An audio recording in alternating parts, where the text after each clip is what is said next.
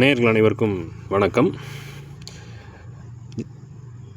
Kovai film magazine கலைஞன் express நிகழ்ச்சியில் இன்றைக்கி நம்ம ஒரு திரை நட்சத்திரத்தை பற்றி பேச போகிறோம். இன்று நவம்பர் 7ஆம் தேதியான பிறந்தநாள் கொண்டாடும் உலக நாயகன் பத்மஸ்ரீ டாக்டர் கமலஹாசன் அவர்களுடைய சிறப்பு தொகுப்பை பற்றி தான் நம்ம இங்கே பார்க்க போகிறோம். அவருக்கு முதல்ல இனிய பிறந்தநாள் வாழ்த்துக்கள். 71வது பிறந்தநாளை கொண்டாடுறாரு. இதே நாளில் 1954ஆம் வருடம் பிறந்தார் கமலஹாசன் அவர்கள். அதுக்கப்புறம் தன்னுடைய 6 வயதில் களத்தூர் கண்ணம்மா திரைப்படத்தில் அறிமுகம் பண்ணார் 1970.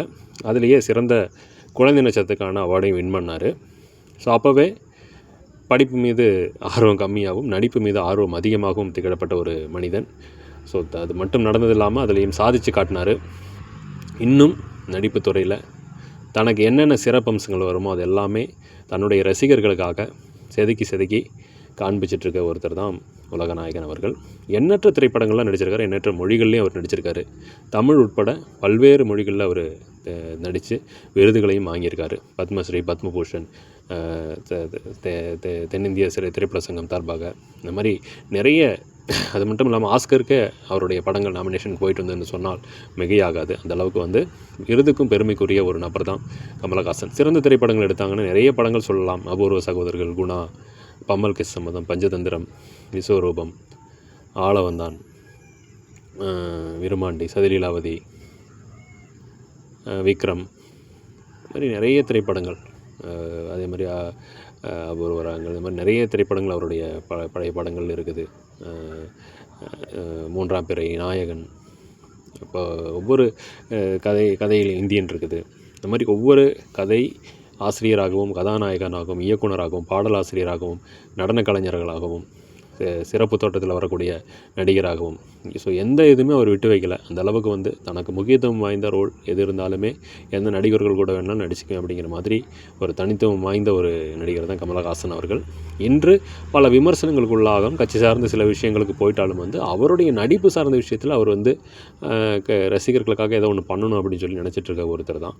ஸோ இன்றும் அவருடைய வயதில் அவர் இந்த அளவுக்கு பயணிக்கிறாருன்னா கண்டிப்பாக அதை நம்ம பாசிட்டிவாக எடுத்துக்கணும். எப்படியெல்லாம் தன்னை நம்ம வச்சுக்கிறாரு அப்படிங்கிறதுல அந்த பாசிட்டிவ்னஸ் கண்டிப்பாக நமக்கு வேணும் அப்படிங்கிறத இந்த பதிவு மூலமாக சொல்லிக் கொடுக்குறேன். இன்னும் அவர் பல வெற்றி படங்கள் கொடுக்க வேண்டும், பல வெற்றி படங்களை இயக்க வேண்டும், நடிக்க வேண்டும். ப்ரொடக்ஷன் கம்பெனி வச்சுருக்காரு. நிறைய திரைப்படங்கள் எடுத்து சமீபத்தில் அமரன் படம் கண்டிப்பாக அந்த மாதிரி ஒரு நல்ல திரைப்படங்களுக்கெல்லாம் ப்ரொடியூசன் பண்ணுறது நல்லது. ஏன்னா ஓடாத திரைப்படங்கள் வேறு, ஹார்ட் ஒர்க்கிங் பண்ணுற திரைப்படங்களுக்கெல்லாம் கண்டிப்பாக ஒத்துழைச்சார்னா இது இன்னும் பல இயக்குநர்களை உருவாக்குவதற்காக ஒரு நல்ல முயற்சிகள் இருக்கும் அப்படிங்கிறது இந்த பதிவு மூலமாக சொல்லிக்கலாம்.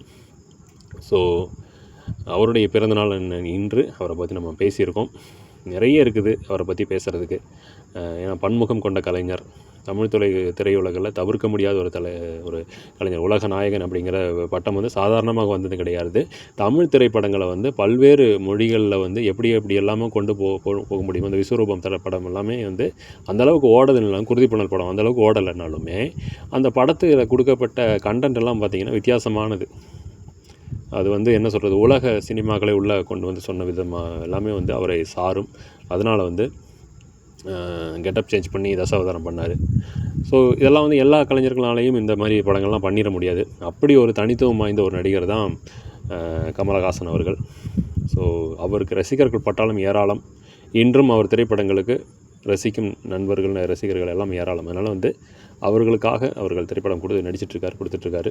ஸோ இன்னும் பல வெற்றி படங்களை தருக, வாழ்க, பல்லாண்டு வாழ்க அப்படிங்கிறத இந்த தருணத்தில் வாழ்த்துகிறோம்.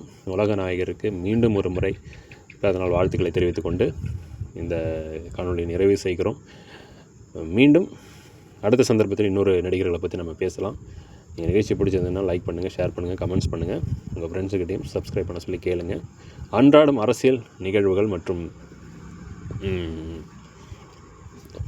மூவி ரிவ்யூஸ், இந்த மாதிரி சிறப்பு தொகுப்புனை என்ன சொல்கிறது, சிறந்த கலைஞர்களை பற்றி பேசுகிற தொகுப்பு இதெல்லாம் பண்ணிகிட்ருக்கோம். ஸோ உங்களுடைய கமெண்ட்ஸ், சஜஷன்லாம் என்னங்கிறது எங்களுக்கு சொல்லுங்கள். மீண்டும் சந்திப்போம். நன்றி, வணக்கம்.